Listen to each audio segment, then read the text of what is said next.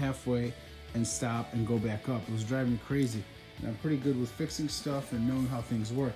So there was nothing in the way of the sensor. And then I realized, this was about a week ago, I realized that there was this fishing string that was in front of the laser. So then we moved that out of the way, all right? So now it's been about a week later. I was blowing my garage, all the dust out with my blower.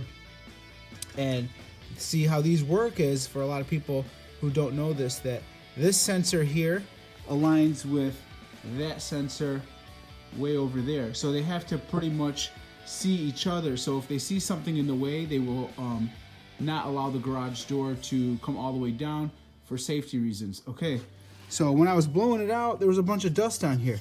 Nothing was in the way. It was driving me nuts. I couldn't figure it out.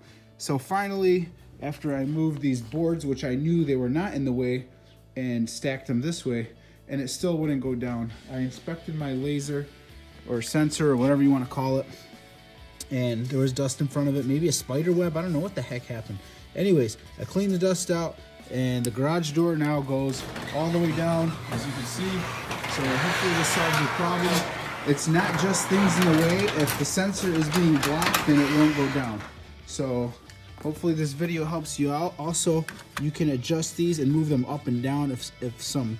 This is where I throw my garbage. So one time, this was about a year ago, I bumped this sensor right here and it got knocked off track. Couldn't figure it out either. So these sensors must line up. So that's something to check for.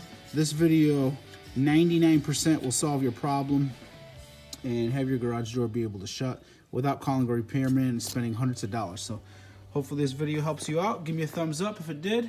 Thanks for watching. Leave a comment if it's something else, and you could teach other people other things below the comments. Thanks for watching. Have a good day.